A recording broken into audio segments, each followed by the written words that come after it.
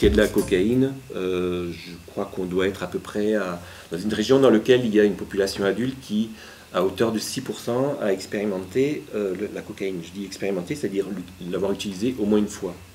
C'est-à-dire que ça peut être là-dedans des gens qui ne l'ont essayé qu'une fois, ça ne les a pas intéressés, ou l'utilisent une fois par an, le soir du réveillon, point barre, quoi. Enfin, c'est pas... Vous avez là-dedans une masse très différente de gens qui sont à la fois des usagers très réguliers et des usagers très occasionnels, voire des expérimentateurs sans lendemain. Donc, on a une autre notion qui est apportée par les enquêtes.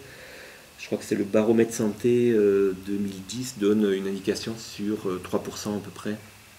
Donc la moitié de cette population adulte a consommé du cannabis au moins une fois dans l'année. Voilà. Hein, donc mais on n'a pas de données plus précises que ça.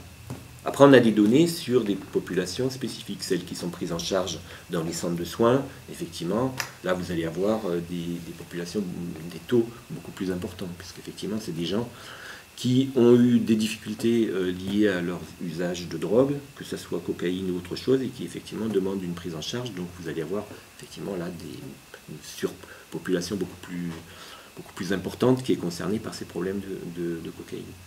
Ou d'autres produits. En même temps, dans le milieu festif aussi, les enquêtes qui sont faites, alors il n'y en a pas beaucoup d'enquêtes, c'est un peu dommage. La dernière qui a été faite, c'est 2007.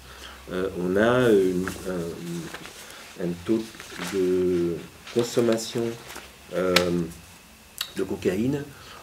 Alors, tout milieu festif confondu, parce qu'il y a des différences entre les milieux festifs, plus free party, discothèque, etc., bon, qui peuvent effectivement montrer des différences.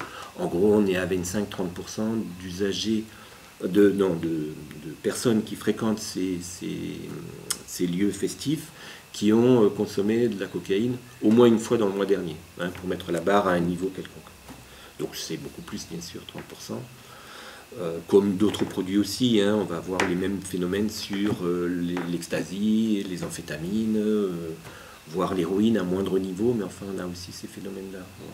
Donc c'est des populations qui effectivement nous amènent à nous intéresser à elles parce qu'elles sont dans un mouvement dans lequel il y a possibilité de voir émerger de nouveaux phénomènes qui nécessitent effectivement à ce qu'on s'en préoccupe.